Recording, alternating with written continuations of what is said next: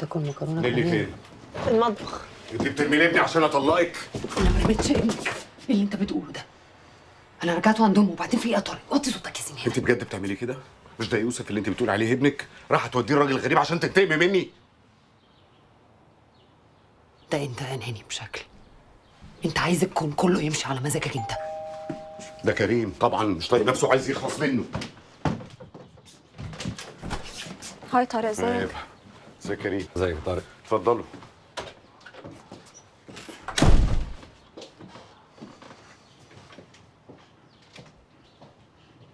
سوري يا جماعه الزياره اخر دقيقه، بس في قصص لازم نحكي فيها ونشوف كيف لازم نعالجها.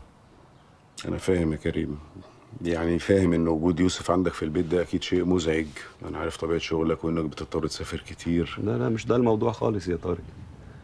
يوسف بيته بيت امه. انا فعلا بدي احكي بيوسف، بس مش لانه زعجني، لانه بحبه. ماله يوسف؟ يوسف كويس؟ يوسف كويس بس هو لا يوسف مش كويس. يوسف عنده مشكله. مشكله؟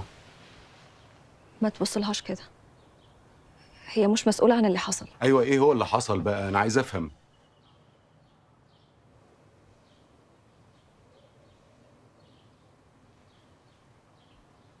نيلي شافت يوسف وهو بيلعب لعبة مش كويسة مع ياسين.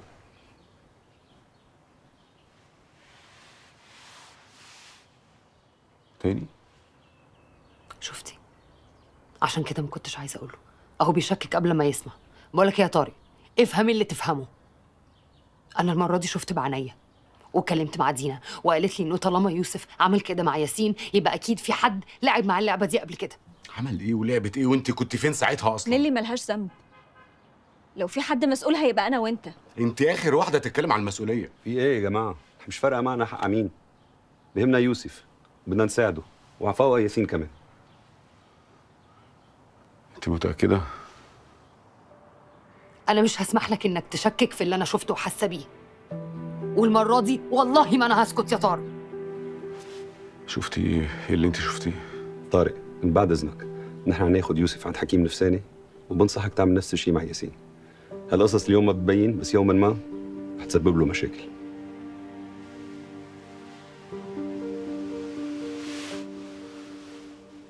طيب يوسف انا ممكن افهمها. يوسف ده ابننا وهبه وانت وديتي له امه وسبتيها تتصرف، انما ياسين ده ابننا وانت ازاي ما تقوليليش يعني؟ عشان انا اخر مره ما قلت لك على يوسف انت عملت كارثه. عشان ساعتها ما كانش حصل حاجه، والكارثه اللي انا عملتها دي كان سببها اوهام في دماغك. هو انت لسه ليك عين ان انت تسميها اوهام؟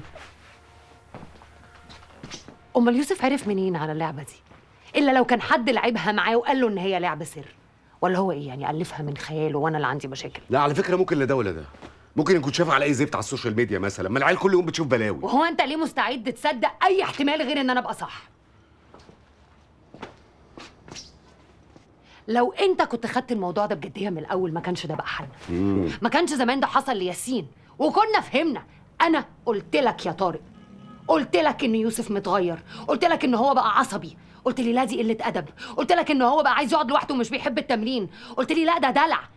انت مش فاضي لاولادك يا ما طارق. تدخليش المواضيع في بعض. ما انت مشغول بحاجات اهم. انا مش عايز اتعصب ولا اوعى تقول لي ان انا اللي مقصره. انا عشان ما اتعصبش وتحملني اكتر من كده. مسؤوليه. لا يا طارق. حبيبي ليه يا حبيبي؟ مش هتنامي هنا ليه؟ علشان عندي شغل كتير. طب خلاص هنام معاك النهارده.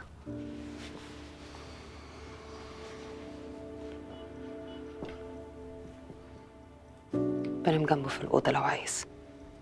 كده انت وحشه.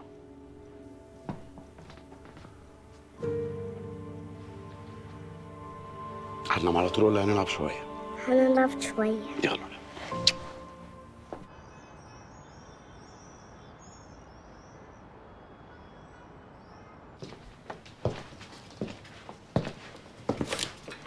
بصي انا همشي ورا كلامك،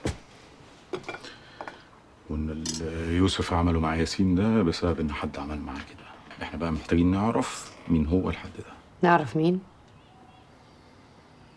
بص يا طارق، انا المره دي مش هسكت. وانا كمان مش هسكت، بس اتمنى ان جريك ورا شخص انت متهماه في دماغك ما يكونش عميل عن شخص تاني هو اللي بيعمل كده واحنا سايبينه براحته عشان عندك.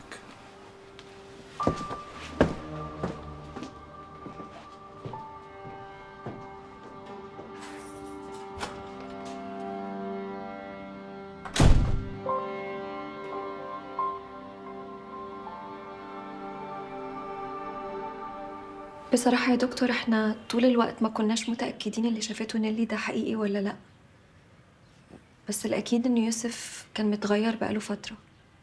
ممكن تقولي لي كان متغير ازاي؟ عصبي جدا، طول الوقت خناقات مع أصحابه في المدرسة، والموضوع ياسين اللي حكيت لحضرتك عليه هو ده اللي خلانا نحس إن في حاجة غلط وإنه محتاج مساعدة. اوكي. هل هو اتشرح له هو هنا ليه؟ مس دينا المعالجة النفسية في المدرسة نصحتنا نقول له الحقيقة، فأنا قلت له إن إحنا رايحين لدكتور بيقعد مع الأطفال عشان يساعدهم لما يبقوا متعصبين ومش عارفين يقولوا إيه اللي مضايقهم. اوكي. هو اللي أنا قلته له ده صح؟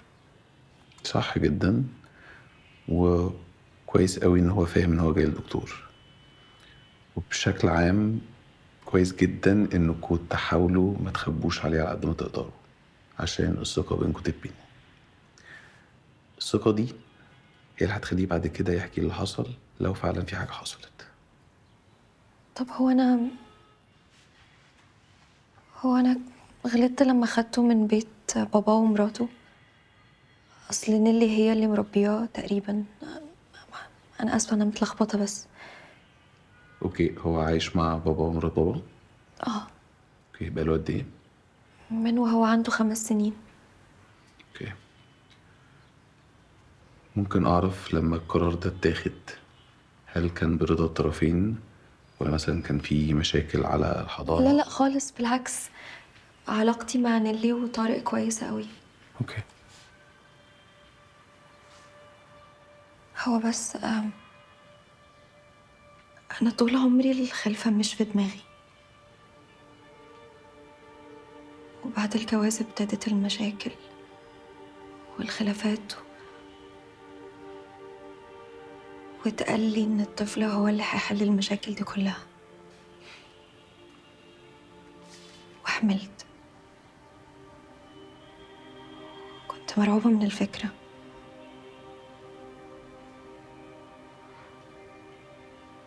متحلتش المشاكل.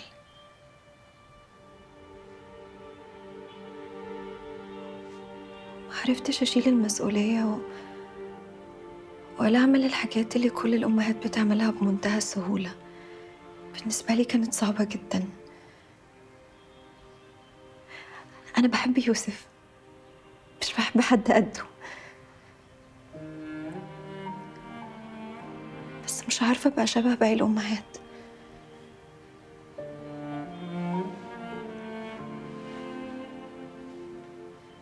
ولما طارق صمم إنه ياخد يوسف،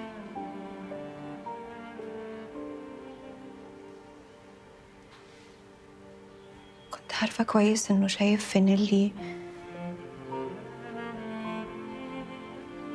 أم أحسن مني.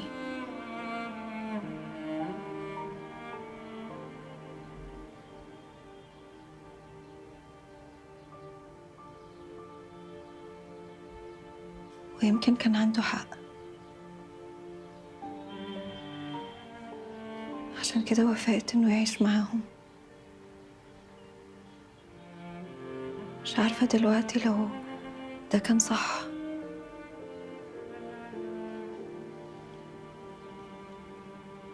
ولا عشان هو بعيد عني مع اللي حصل اللي حصل.